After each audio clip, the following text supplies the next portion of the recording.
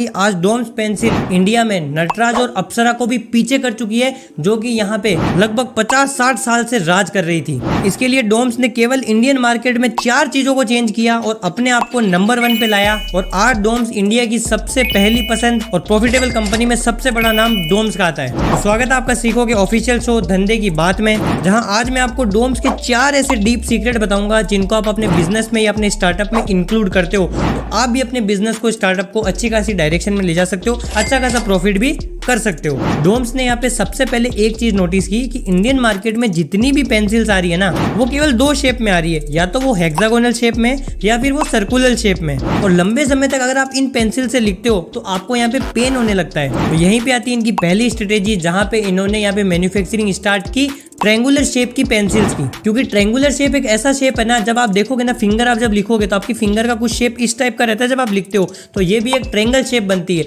और इस triangle shape को अगर आप ग्रिप बना के लिखोगे तो आपकी उंगलियों में पेन नहीं हो, चाहे आप लंबे समय तक लिखो। तो इससे क्या हुआ कि लोगों को कंफर्ट जोन मिलने लगा और कहीं ना कहीं अप्सरा और नटराज की पेंसिल से डोम एक कदम आगे निकल चुका था। और ये छोटा सा यहाँ पे चेंज लाने में डोम्स की सेल में काफी इंक्रीज आया। अब आती है इनकी सेकंड स्ट्रेटेजी, जहां पे इन्होंने सोचा कि कंफर्ट जोन को एक लेवल और आगे ले जाया जाए। तो इन्होंने यहाँ पे देखा कि पेंसिल जो होती है ना, वो पूरे सॉलिड फॉर्म में होती है, कहीं पे भी गैप वगैरह नहीं होता है। तो इन्होंने सोचा क्यों ना पेंसिल्स में हम ग्रूव बना दें। तो ग्रूव अगर बना देंगे ना, तो अगर कोई इंसान लिख रहा है तो पेन तो उसे वैसे भी नहीं होगा क्योंकि ट्रायंगुलर शेप है। और अगर ग्रूव उसमें हम इंक्लूड कर देते हैं तो उसका कंफर्ट जोन यहाँ पे 10x बढ़ जाएगा। और वो चीज उन्होंने जैसी टेस्टिंग लेवल में डाली, उसको मैन्युफैक्चर किया और मार्केट में उतारा, लोगों ने उसको बहुत ज्यादा पसंद किया और फिर डोम्स ने इसको अपनी हर पेंसिल में इंक्लूड कर दिया। अब यहाँ पे डोम्स ने सबसे बड़ा चेंज लाया जो इंडियन मार्केट में किसी ने भी नहीं किया था।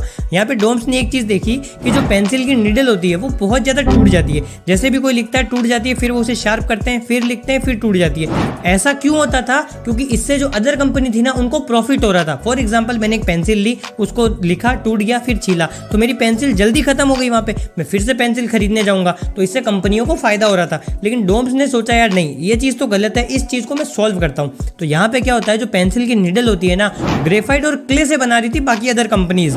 यहाँ पे डोम्स ने एक चीज सोची कि क्यों ना मैं ग्रेफाइट के साथ पॉलीमर को मिक्स कर दूं। इससे क्या होगा, जो निडल होगी ना वो स्ट्रांग होगी और जल्दी से नहीं टूटेगी। इसका फायदा क्या होगा, लोगों के माइंड में क्या होगा कि मैं अगर लिख रहा हूँ और मेरी निडल अगर नहीं टूट रही है तो इंसान लंबे समय तक कॉन्सेंट्रेट के साथ लिख सकता है। तो यहाँ पे इन्होंने क्या देखा कि इंडियन मार्केट में जो कंसंट्रेशन लेवल है लोगों का, वो लो हो रहा है निडल टूटने की वजह से। वो चीज भी डोम्स ने सॉल्व कर दी ग्रेफाइट के साथ पॉलीमर को मिक्स करके। अगली स्ट्रेटेजी में तो डोम्स ने एक अलग ही मार्केट को यहाँ पे कैप्चर कर लिया था। यहाँ पे इन्होंने एक चीज देखा कि बाकी जो पेंसिल्स आ रही थी ना, वो 2 कलर में आ रही थी। अब रेड ले लो या ब्लैक ले लो, मतलब अप्सरा, नटराज, 1-2 कलर की